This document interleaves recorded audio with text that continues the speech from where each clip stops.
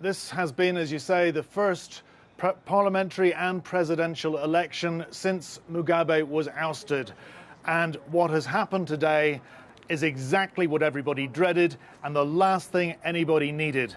This country, trying to reinvent itself after 37 years of Mugabe's despotic rule, desperately needed a clean and fair election, a clean result, so as to unlock billions of dollars in investment and debt relief. What it got was a day of violence, with police and soldiers deployed onto the streets using live ammunition. The MDC, the opposition, which is saying that it's being cheated, it claims that it has done far better in this election than it's being given credit for. It says that the use of force on the streets like this is disproportionate. The Justice Minister here today saying, no, we needed to bring them onto the streets to restore peace and tranquility. That is not what we saw today. My report contains some images which some viewers may find distressing.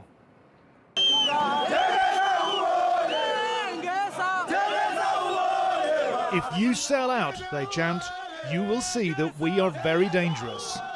It's a threat directed at the head of Zimbabwe's Electoral Commission, who's promised that the will of the people will not be subverted. They think that's a lie. Well, you can see what's happening here. There's a lot of anger on the streets, and the result of the presidential election hasn't even been called. So far, with the parliamentary results coming in, it looks like a ZANU-PF landslide. If these people are denied what they consider to be their victory, it will be chaos. Should you not wait until you have an actual result? No, we are not going to wait for that. The movement for democratic change already smells a rat.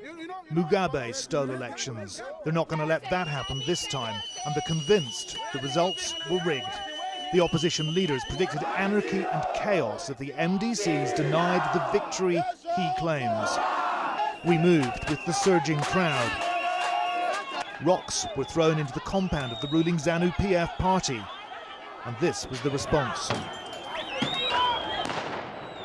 Okay, get down, get down, get down, get down, get down, get down, behind the tree.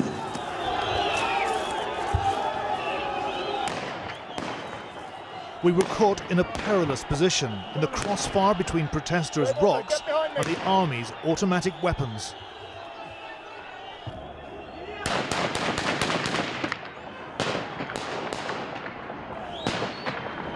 This is potentially disastrous for the new Zimbabwe.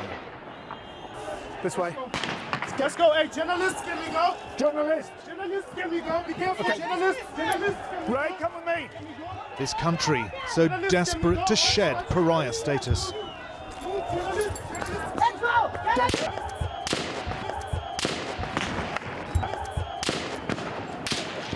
You there, Ray?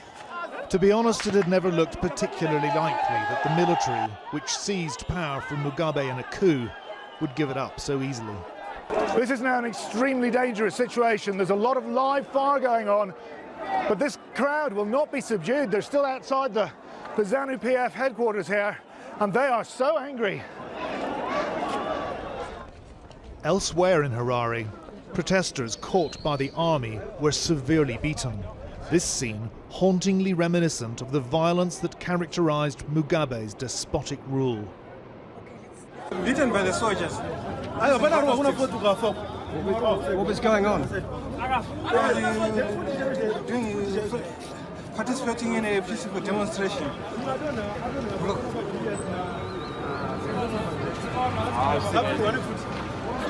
At least one demonstrator was killed. 10 years ago, election violence claimed 300 lives.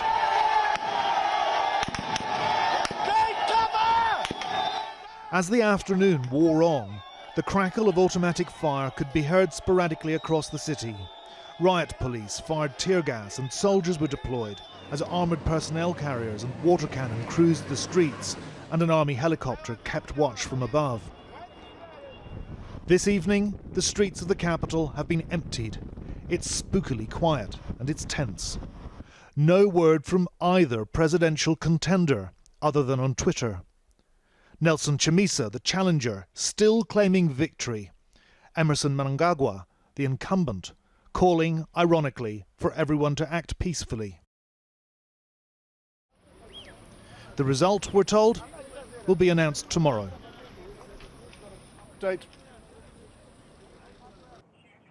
We've got an update on the figures of those killed on the streets of Harare today. The number has risen to 3. We've just learned that within the past 20 minutes or so. And, the fear is that this is going to escalate. Despite the UN Secretary General tonight calling for restraint, there are fears that this could now spread. Jonathan, what actual evidence is there of vote rigging?